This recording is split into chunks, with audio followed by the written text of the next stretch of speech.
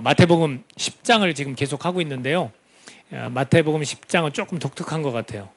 제자들을 부르시고 그 다음에 그들을 보내시고 그리고 어떻게 사역을 해야 될지에 대한 말씀들을 쭉 하거든요.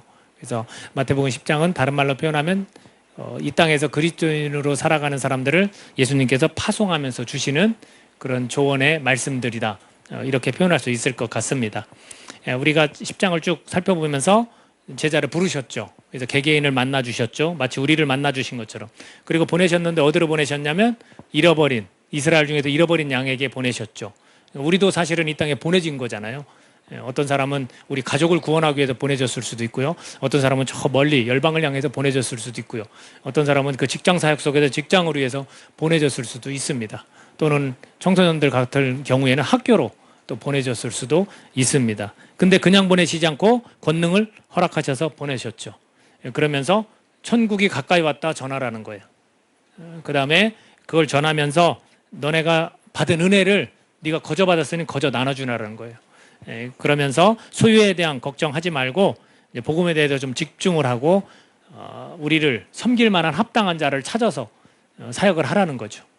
그래서 합당한 자를 찾아서 거기서 먹고 자고 하는 일들 너네들이 준비하거나 계획해서 가지 말고 가서 너네들을 대접할 수 있는 그런 사람들이 있을 것이다 라는 거죠. 그러면서 당당하게 복음을 전하라는 거죠.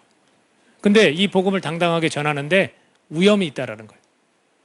그게 고난과 핍박이 있을 것이다. 평탄하게 복음이 잘 전해지는 게 아니라 고난과 핍박이 있을 것이다 말씀하시면서 세상에서는 뱀처럼 지혜롭고 비둘기처럼 순결하게 그렇게 살아야 된다라고 말씀해 주시죠. 그래서 그 내용들을 보면 우리가 사람을 사랑해서 긍휼한 마음이 있어서 복음을 전하지만 그 사람들을 조심하라. 주의하라는 거예요. 너네들을 잡아다가 매를 때리고 매를 너네들이 맞고 감옥으로 끌고 갈 수 있다. 근데 그때 할 말을 걱정하지 마라. 너네들이 그렇게 끌려가도 성령님께서 함께 하신다. 그래서 우리가 언제나 삶을 세상 가운데 살아가면서 우리가 힘을 얻어야 될 거는 성령님이 우리와 함께 하신다라는 거죠. 그리고 미움받고 고통스럽지만 견디는 자로 소망을 갖고 지내라 라는 거죠. 그러면서 사람을 두려워하지 말고 너희를 복음 때문에 대항하는 자를 두려워하지 말고 하나님만을 두려워하라. 왜? 하나님께서 머리털까지 다 세신 바 되었다. 너를 지키시고 보호할 것이니까 오히려 그분 앞에서 바르게 복음을 전하면서 살아가야 한다고 말씀해 주시죠. 그러면서 담대하게 예수님을 인정하고 시인하면서 사역을 감당하라. 이렇게 말씀하셨습니다. 그리고 지금 10장 마무리에서 오늘 선교 활동을 하고 복음 전파에 있어서 제자들에게 사역이라는 것, 그거를 감당할 때 기준을 지금 마지막으로 말씀해주고 있다라는 겁니다. 저희 교회 주보를 보면 사역자란에 모든 성도라고 되어 있어요. 그리고 이 교회의 머리는 누구냐면 예수 그리스도시고 그 다음에 교육자라고 되어 있어요. 교회에 관련된 일을 풀타임으로 하는 사람들, 저와 같이 목사가 거기에 기록이 되어 있죠. 그래서 사역자 하면 모든 성도예요. 교회뿐만 아니라 밖에서도 여러분들은 사역을 감당하면서 살아가고 있는 겁니다. 이 존재 자체가 그리스도인 사역자로 복음을 전해야 된다는 사람으로 부름을 받았기 때문에 그렇죠. 그렇기 때문에 이 사역을 감당하는 데서 이 기준이 너무나도 중요합니다. 그 첫 번째는 뭘 말씀해주고 있냐면 다른 것을 더 사랑하면 안 된다라는 거예요. 37절 말씀에 이렇게 되어 있습니다. 아버지나 어머니를 나보다 더 사랑하는 자는 내게 합당하지 아니하고 아들이나 딸을 나보다 더 사랑하는 자도 내게 합당하지 아니하다. 적합하지 않다는 거예요. 너네들이 이렇게 사역하면 적합하지 않다라는 거. 예수님께 적합하지 않다. 예수님보다 다른 것을 더 사랑하면 안 된다라고 말씀해주고 있습니다. 가족인데 어떡합니까? 가족인데. 그런데 이거에 대해서 뭐라고 말씀하시냐면 세상에 화평을 주러 온 줄로 생각하지 말라. 화평이 아니요 검을 주러 왔다. 여기에서 검은 다른 번역본에는 분쟁으로 되어 있습니다. 가족끼리 분쟁하게 하기 위해서 오셨다라는 표현을 쓰는 겁니다. 그래서 내가 온 것은 사람이 그 아버지와 딸이 어머니와 또 며느리가 시어머니와 불화하게 하려 합니다. 그러니까 사람의 원수가 자기 집안 식구다. 좀 과격하죠? 좀 과격하게 표현을 하셨어요. 근데 이것은 혈연을 뛰어넘는 사역이다라는 걸 설명해 주고 계신 것 같아요. 그래서 가족까지도 내려놓아야 복음 사역을 감당할 수 있지 않겠느냐라는 거예요. 왜냐하면 실제로 우리가 그런 이야기들이 있습니다. 선교지로 누가 간다고 해봐요, 가족 중에. 근데 그 가족이 뭐 3, 4대까지 다 믿었던 가족이면 뭐 그래도 이해할 수 있어요. 근데 아무도 안 믿고 나만 믿기 시작했는데 선교지로 간다는 거야. 그럼 반대 안 할 부모님 계십니까? 반대 안 할 형제들이 있을까요? 반대하죠. 반대하죠. 우리는 흔히 영의 세계를 깨달은 사람들이기 때문에 그것이 얼마나 귀한 일인지, 하나님께 얼마나 큰 영광을 돌리는 일인지 우리가 안다고 하지만, 그렇지 못한 분들은 반대를 하게 됐죠. 또 목회를 한다고 해보십시오. 여러분, 개척을 한다고 해보세요, 가족 중에. 물론 좋아할 가족도 있죠. 당연히 있죠. 우리가 같이 돕겠다, 개척하자, 그럴 수도 있지만, 정말로 생뚱맞게 아무런 믿음을 가진 자들이 없었던 집안인데 교회를 개척한다고 해, 신학을 공부한다고 해. 그러면 얼마나 큰 반대에 부딪히는지 모릅니다. 이거는 실제적으로 우리 삶에서 일어나는 일이지 않습니까? 그러니까 아마도 그 반대에 부딪힐 수 있음을 말씀해주고 있는 듯 합니다. 그래서 그 가족을 미워하라는 이야기는 아니에요. 사랑하되. 마음은 아프죠. 내가 복음을 위해서 가족들을 내려놓아야 되는 그 마음은 아프지만 예수님을 더 사랑해야 한다는 것입니다. 이게 사역의 기준이에요. 사역의 기준. 그것은 예수님을 더 사랑해야 한다는 것은 복음을 위한 희생을 말씀해주고 있는 거예요. 네가 정말로 나를 사랑한다면 내 계명을 지키라고 그랬거든요. 그러니까 이 복음을 위한 희생을 예수님이 보여주셨듯이 내 제자라면 그렇게 복음을 위해 희생을 하라는 그런 말씀입니다. 저는 생각해 봤어요. 그리스도인이 예수님보다 더 사랑하는 것이 무엇이 있을까? 얼마나 많을까? 궁금해졌습니다. 그래서 이 말씀 표현한 그대로 자식을 사랑하는 사람들을 많이 봐요. 자식 걱정이에요. 특히 부부관계가 안 좋은 분들은 더 자식에 집착해요. 남편으로부터 그 사랑을 나누지 못하고 그 관계가 온전치 못했기 때문에 자식한테만 집착하는 그런 경우들이 있습니다. 또 남편을 너무나 사랑한 나머지 그저 남편을만 바라보고 하는 분도 있고 아내만 바라보는 그런 경우도 있다라는 얘기죠. 또는 뭐 친구나 연인이나 또는 물질을 주님보다 더 사랑하는 사람 왜 없겠습니까? 또 명예를 또는 자기 자신의 욕구를. 근데 가장 중요한 게 봤더니 자기 자신을 예수님보다 더 사랑하는 거더라고요. 자기 자신. 그래서 우리가 이 첫 번째 기준, 우리가 복음을 맡은 자들로서 다른 것을 더 사랑하면 안 된다라는 것을 예수님께서 말씀해주고 있습니다. 사역의 기준 두 번째는 뭐냐면 자기 십자가를 지고 예수님을 따라야 한다라는 겁니다. 38절 같이 읽어보도록 하겠습니다. 또 자기 십자가를 지고 나를 따르지 않는 자도 내게 합당하지 아니하니라. 첫 번째는 나한테 적합하지 않은 사람은 가족, 아버지나 어머니 또는 자식들을 나보다 더 사랑하면 합당하지 않다라고 말씀하시면서 또 하나가 있는데 그것이 뭐냐면 자기 십자가를 지고 나를 따르지 않는 자도 내게 합당하지 않다라는 거예요. 십자가를 지지 않는 분은 물론이고 십자가를 졌지만 따르지 않는 사람들이 있다라는 거예요. 십자가가 무엇인지, 내가 져야 될 십자가가 무엇인지 알지만 따르지는 않는 그런 자도 합당하지 않다라는 겁니다. 제 개인적으로 생각해 봤어요. 자기 십자가, 내 십자가는 뭘까? 뭐겠습니까? 목회예요, 목회. 이렇게 교회를 개척해서 복음을 전하고 예배를 집례하고 상담을 하고 그런 거죠. 근데 내가 이걸 아는데 따라가지 않아. 그럼 목회가 어떻게 되겠습니까?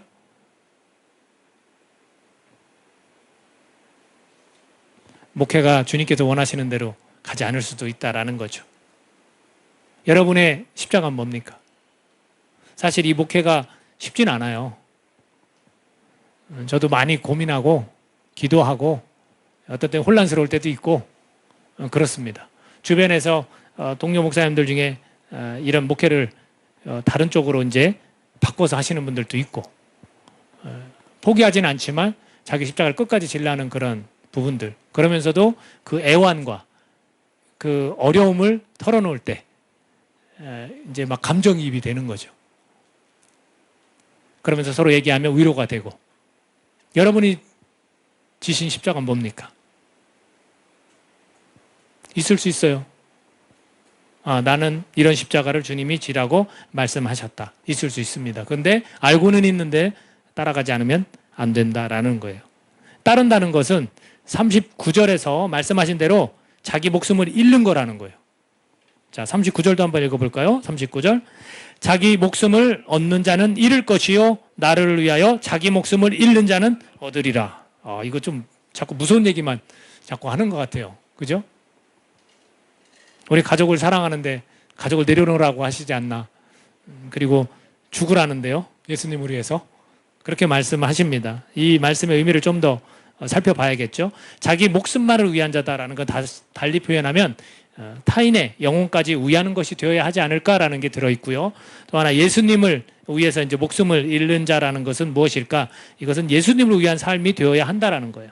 그래서 고린도 후서 5장 15절 우리 같이 한번 읽어보겠습니다. 고린도 후서 5장 15절 보겠습니다. 시작. 그가 모든 사람을 대신하여 죽으심은 살아있는 자들로 하여금 다시는 그들 자신을 위하여 살지 않고 오직 그들을 대신하여 죽었다가 다시 살아나신 이를 위하여 살게 하려 함이라. 우리가 중생 거듭남, 그래서 그리스도인이 되었다면 우리가 이제 살아가는 것은 다시 살아나시니 즉 예수를 위하여 살게 하려 함이라. 그래서 그분이 우리를 죄를 대신하여 죽으셨다라고 표현하고 있습니다. 그러니까 예수님을 위한 삶이 되어야 한다라는 거예요. 저희 아내가 사모님들 북클럽을 했어요. 결혼을 말하다라는 책을 가지고 팀 켈러 목사님의 결혼을 말하다라는 책을 가지고 북클럽을 하고 집에 와서 저도 그 책을 읽었기 때문에 대화를 좀 나눴습니다. 그래서 부부 문제가 발생했을 때 해결되어질 수 있는 핵심에 대한 이야기를 좀 나눴어요. 그게 뭐였냐면 자기 중심성 때문에 부부가 좀 다툰다는 게 핵심이에요. 자기 중심성. 그래서 자기 중심성은 상대방의 이기적인 면모에 대해서는 예민하게 반응하고 또 불쾌하고 억울해하고 낙담하지만 자신도 똑같은 성질을 가졌다는 점은 보지 못하게 만드는 특성을 가지고 있다라는 거예요. 그렇기 때문에 이제 다투는 거죠. 근데 그 대화를 하는데 저희 아내가 제가 아이들한테 뭘 좀 시켰어요. 아빠 뭐 좀 갖다 줄 사람 뭐 좀 갖다 줘 이랬는데 저쪽 부엌에서 무엇을 도와드릴까요? 제가 섬기겠습니다. 딱 이러는 거예요. 저희 아내가. 그래서 약발이 며칠이나 갈까 이제 자기 중심성에 관한 공부를 했기 때문에 그걸 내려놓으면 이제 더 행복할 수 있다라는 거죠.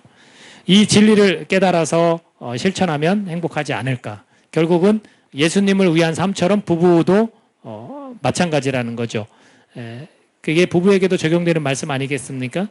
나를 위한 결혼 생활이 아닌 상대를 섬기기 위한 부부 생활. 결혼 생활이 그런 거다라는 거죠. 그러면 이런 말을 할 수가 있지 않겠습니까? 불공평합니다.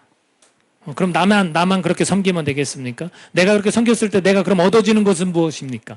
라고 했을 때 행복을 얻는다는 거예요. 행복을 얻고 다른 이를 사랑하는 데서 오는 만족을 누리게 된다라고 그렇게 답해주고 있습니다. 자, 우리가 읽었던 39절 메시지 성경이라는 번역본으로 한 번 더 같이 읽었으면 합니다. 자, 읽어보겠습니다. 너희의 1차 관심사가 자신을 챙기는 것이라면 너희는 절대로 자신을 얻지 못할 것이다. 그러나 너희 자신을 잊어버리고 나를 바라보면 너희 자신과 나 둘 모두를 얻을 것이다. 바로 이거예요. 자기 목숨을 얻는 자는 잃을 것이고 나를 위해 자기 목숨을 잃는 자는 얻으리라는 것은 1차 관심사가 사역을 하면서 복음을 맡은 자인데 내 자신만 챙기는 거에 관심 있는 거예요. 사역을 통해서도 내가 먹고 살아야 되는데 사역을 통해서도 뭔가 좀 이렇게 열매가 있어서 내가 좀 이렇게 우쭐해져야 되는데 그럴 수 있잖아요. 만약 복음 사역을 감당하는 그리스도인이 1차 관심이 자기 자신을 챙기는 것이라면 여러분 사역의 열매가 있을까요? 예수님은 제자들에게 당부하신 거예요. 야, 그렇게 사역하면 안 돼. 자기 자신만을 챙기면서 사역하면 안 돼. 자기의 미래를 보고 그 길을 선택하는 사람들이 많은 거예요. 주님께서 명령하셔서 여기에 있습니다가 아닌 거죠. 주님께서 명령하셔서 갑니다가 아닌 거예요. 내가 정하고 내가 계획해서 이렇게 해서 여기에서 훈련받고 여기서 사역하면 되겠다. 그런 것들이 많지 않습니까? 어떤 인생의 어떤 길을 정할 때도 주님께서 명령하셔서 나는 없어. 주님만 있지. 그러니까 주님이 말씀하시면 나는 그냥 그 명령에 순종하고 따르는 거야. 라고 했을 때 사역의 열매와 나 자신을 챙겨가면서 나를 우선시하면서 그렇게 사역을 감당하는 사람의 열매는 저는 다를 것이라고 그렇게 생각을 합니다. 십자가를 지고 예수님을 따르는 그 삶이 이제 온전한 그리스도인이다라는 거예요. 그래서 이 온전한 그리스도는 통합된 그리스도인이다라고도 말할 수 있습니다.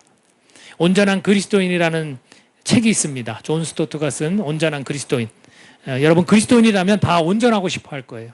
그래서 거기에 대해서 아주 간단하게 좀 정의를 해준 부분이 한 부분이 있습니다. 그 한 파트는 뭐냐면 지정의가 복종해야 온전한 그리스도인이 될 수 있다는 거예요. 지정의. 그러니까 우리의 이 지식과 감정과 의지가 다 주님 앞에 복종을 해야 온전한 그리스도인이 될 수 있다는 거죠. 우리 인간은 더 발달한 부분이 있어요. 근데 그 더 발달한 부분 때문에 복음사역에 누를 끼칠 수 있음을 우리가 좀 생각해 봐야 합니다. 예를 들어 지식이 좀 발달했다고 해보십시오. 우리 중에 또 지식이 좀 발달한 분도 있을 수 있거든요. 그러면 이 지식이 발달하면 어떤 결과가 나겠습니까? 여러분 유대인들이 율법주의에 빠지는 것도 다 그 자기들 지식 때문에 그래요. 그리고 자기들의 유전과 전통을 계속 이어가는 거, 만들어가는 거, 자신들이 기준을 만들어가거든요. 왜? 자신들이 알고 있기 때문에, 지식이 있기 때문에 그래요. 그렇다면 감정이 발달한 사람이라면 어떤 일이 생길 수 있냐면 그냥 느끼는 대로 행동합니다. 느끼는 대로 말하고. 왜? 그게 가장 나한테 크거든요. 느껴지는 게 가장 크거든요. 그리고 세 번째로 의지가, 이 의라는 거, 의지가 발달한 사람은 어떻겠습니까? 여러분 본질을 잘 생각하지 않아요. 그리고 그냥 내 의지가 행동으로 뭔가 해야 되는 것처럼 그렇게 가는 겁니다. 그러니까 이런 것들이 더 발달된 부분이 분명히 있거든요. 우리는. 그러니까 이 모든 지정의가 주님 앞에서 복종을 해야만 온전한 그리스도인이 된다라는 거죠. 한 예로 우리가 1세기 로마 중엽의 이야기를 좀 해볼 필요가 있습니다. 그때 황제들이 좀 자기를 과대평가한 나머지 흉상과 동상을 만들었어요. 그리고서 그 앞에 작은 불을 피워놓고서 주민들에게 그 불 위에 약간의 향을 뿌리면서 이렇게 외치라고 그래요. 카이사르는 주님이시다. 카이사르는 황제란 뜻이에요. 황제가 주인이다라는 거예요. 황제가 주인이다. 황제가 주님이시다. 이렇게 두 단어를 외치도록 했습니다. 근데 그리스도인들이 그렇게 하지 않았다는 거죠. 그리스도인들이 그렇게 하지 않고 이렇게 말합니다. 우리는 카이사르를 주님이라고 말할 수 없습니다. 예수님이 주님이시기 때문입니다. 우리는 예수님 존전에 무릎을 꿇어야 합니다. 따라서 카이사르에게는 무릎을 꿇지 않겠습니다. 합법적인 모든 일에서는 카이사르에게는 복종하겠습니다. 그러나 그를 경배하지는 않겠습니다라고 말했다고 해요. 그들은 예수 그리스도의 주되심을 부인하기보다는 차라리 사자굴에 던져지는 길을 택했습니다. 삶의 모든 영역을 그리스도의 주되심 아래 복종시켜야 함을 우리가 알 수 있습니다. 여러분 예수님을 따르는 것이고 그리고 온전한 그리스도인, 예수님을 따르는 것 그리고 온전한 그리스도인, 바로 이게 십자가를 지고 주님을 따라가는 것입니다. 사역의 기준 마지막 세 번째는 우임에 대한 특혜가 있다라는 거예요. 우임에 대한 특혜가 있다. 이게 40에서 42절까지 말씀인데 함께 읽어보도록 하겠습니다. 너희를 영접하는 자는 나를 영접하는 것이요 나를 영접하는 자는 나를 보내신 이를 영접하는 것이니라. 선지자의 이름으로 선지자를 영접하는 자는 선지자의 상을 받을 것이요 의인의 이름으로 의인을 영접하는 자는 의인의 상을 받을 것이요 또 누구든지 제자 이름으로 이 작은 자 중 하나에게 냉수 한 그릇이라도 주는 자는 내가 진실로 너에게 이르노니 그 사람이 결단코 상을 잃지 아니하리라 하시니라. 아멘. 위임을 해주셨어요. 주님이 하실 일을 이제는 제자들이 하도록 위임을 해주셨는데 거기에는 특혜가 있다는 거예요. 특별한 혜택이 있습니다. 뭐냐면 맡겨주신 일에 있어서 힘과 위로가 항상 있다라는 거예요. 맡겨주신 일에 있어서 힘과 위로가 항상 있다라는 거예요. 우리가 예수님 같은 대우를 받는다고 지금 말씀하신 거예요. 40절에서는. 너희를 영접하는 자는 누구를 영접하는 거라고요? 나를 영접하는 것이다. 그러니까 즉 우리를 손님으로 맞아들여 대접하는 일을 하는 사람, 그 사람은 예수님께 지금 그렇게 하고 있는 거라는 거예요. 그러면 결국은 우리가 예수님 같은 지금 대우를 받는다는 거예요. 이것이 얼마나 큰 힘이 되는지 모릅니다. 또 그뿐이 아니에요. 예를 들어서 선지자라고 하는 사람 또는 의인이라고 하는 사람을 영접하는 그 사람들은 상을 받는다는 거예요. 선지자의 상을 받고 또 의인의 상을 받을 것이다 라는 거예요. 그러면서 끝에 가서는 이런 표현을 쓰시잖아요. 제자의 이름이라 하여 비록 작은 자지만 냉수 한 그릇이라도 주는 자는 상을 반드시 받을 것이다 라는 거예요. 이제 그리스도인들이 이런 사람들이라는 거예요. 우리가 주님 맡겨주신 그 복음을 전하는 데 있어 우리 그리스도인들이 이런 혜택이 있다라는 거예요. 나에게 조금이라도 대접하는 사람, 나를 영접하는 거나 나에게 물 한 그릇이라도 주는 사람은 그 상대가 상을 받는데요. 나라는 작은 사람에게라도 물 한 컵 주는 사람은 상을 받는데요. 그러니까 우리를 그렇게, 우리 이 존재성을 그렇게 주님께서 지금 말씀해주고 있는 거예요. 이것은 나를 위한 듯 하기도 하고 또 상대를 위한 듯 하기도 합니다. 제자 이름으로 이 작은 자 중 하나에게 냉수 한 그릇이라도 주는 자는 내가 진실로 너에게 이르노니 그 사람이 결탄코 상을 잃지 아니하리라. 냉수 주는 자도 상을 받고 나도 대우를 받고 지금 그런 거예요. 그렇다면 나를 위한 것은 뭘까요? 이건 사역자의 존재감이에요. 내가 축복의 통로라는 거예요. 나를 통해서 그 사람이 또 상을 받는 거예요. 내가 그런 사람이라는 거. 그리고 상대를 위한 건 뭡니까? 주님의 은혜가 그 사람에게 주어진다는 거예요. 그리스도인에게 조금이라도 호의를 베풀면 그 사람에게 주님의 은혜가 주어진다라는 거예요. 여러분 이게 원천적인 힘이에요. 우리 사역자들에게.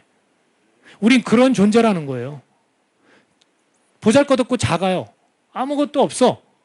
그런데도 주님께서는 너 그렇지 않다라는 거예요. 어떤 사람은 나는 그냥 인간 누구누구라고 우리가 말할 수 있어요. 근데 거기에 머물기보다는 나는 그리스도인이다 라고 인정하는 것이 필요하다는 거예요. 난 그냥 인간 김윤호가 아니에요. 나는 그리스도인이에요. 그럼 그 그리스도인은 이 사역자의 존재감은 축복의 통로로서 주님께서 그렇게 말씀해주고 있다라는 거예요. 내가 복음을 전하고 복음 안에서 살아가는 아무것도 아닌 그리스도인이라 생각하지만 이런 대단한 특혜가 있음을 지금 말씀하고 있는 겁니다. 나에게 얼마나 큰 위로가 되고 힘이 되는지 모릅니다. 작은 교회 또는 내 삶에서 지니고 있는 것, 가지고 있는 거 없지만 내 몸도 아프고 뭐 겉으로 보기엔 초라해 보일 수도 있지만 내가 뭐 그렇다고 부도 있는 것도 아니고 그렇지만 많은 이들에게 그리스도가 전파된다면 그것으로 풍족하다고 또 만족하는 영혼이 예수님 믿는 그리스도인이라고 지금 말씀해주고 있는 겁니다. 우리가 이걸 놓치지 말아야 합니다. 우리가 복음을 맡은 사역자들로서 우리가 아무것도 아닌 존재가 아니라는 거예요. 복음을 맡겨주셨으면 너네들은 축복의 통로고 너네들에게는 이런 힘과 위로가 항상 있다라는 거. 이거 기죽지 말라는 거죠. 쉽게 말해서. 우리 교회를 다니면서 예수님을 믿었던 사람들이 왜 기죽어야 됩니까? 세상의 기준에 우리가 맞춰서 그런 거예요. 세상의 기준에 맞추면 우리는 주눅들 수밖에 없고 어깨가 움츠러들 수밖에 없어요. 자존감이 뚝뚝 떨어져요. 근데 지금 말씀해 주신 사역자의 기준, 그리스도인의 기준을 보면 그렇지 않다는 거예요. 내가 예수님은 그렇게 인정하는 거예요. 너 나 같은 대우를 너는 받는 거야. 너를 하찮게 여기면 어떻게 되겠어요? 주님이 나서시겠죠. 그리고 너를 대우하는 거, 너를 영접하고 손님으로 맞아서 너를 극진히 대우하는 사람은 내가 상을 줄 거야. 그거를 지금 우리에게 말씀해 주시는 겁니다. 그러니까 우리가 이런 존재감을 가지고 이것이 우리에게 힘과 위로가 된다라는 거죠. 끝으로 고린도후서 6장 10절 말씀 우리가 같이 읽어보도록 하겠습니다. 고린도후서 6장 10절 읽습니다. 시작. 근심하는 자 같으나 항상 기뻐하고 가난한 자 같으나 많은 사람을 부유하게 하고 아무것도 없는 자 같으나 모든 것을 가진 자로다. 아멘. 우리가 그런 사람들이에요. 우리 학생들도 학교 가서 기죽지 마요. 내가 그리스도인이라면 예수님께서 이렇게 말씀해 주시는 거예요. 우리가 이런 기준을 가지고 삶을 살아가야 우리가 힘을 얻을 수 있는 거 아니겠습니까? 주님께서 우리에게 다른 거 사랑하지 말고 나를 더 사랑하라. 나를 더 사랑하라는 거예요. 그리고 네가 져야 될 십자가가 있는데 그 십자가를 지고 나를 따라라. 예수님을 위한 삶을 우리가 살아가야 되고 그런 삶을 살아갈 때 우리는 또 온전한 그리스도인이 될 수 있다라는 것. 그리고 내가 너에게 위임을 해줬을 시에 내가 너를 그리스도인으로 택했을 시에는 특별한 대우가 있다라는 거예요. 우리가 그것을 좀 기억하면서 하나님이 나를 통해서 하시고자 하는 일, 예수님이 나에게 이렇게 명령하시고 보내시는 그 의미를 발견해서 정말 주님이 기뻐하시는 삶을 살아내는 저와 여러분이 되기를 예수님의 이름으로 축복합니다. 같이 기도하겠습니다.